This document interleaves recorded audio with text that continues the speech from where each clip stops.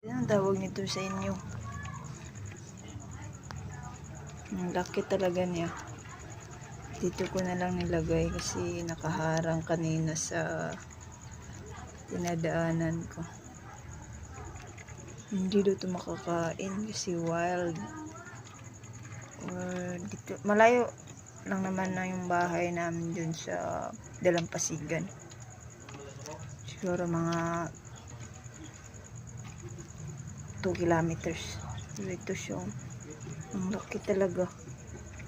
Hindi pa ako masipit. Hay. Pwede ba itong gawing pet or ano? Comment nga kayo sa baba kung pwede ba itong gawing pet. Kasi ang laki talaga niya. Actually parang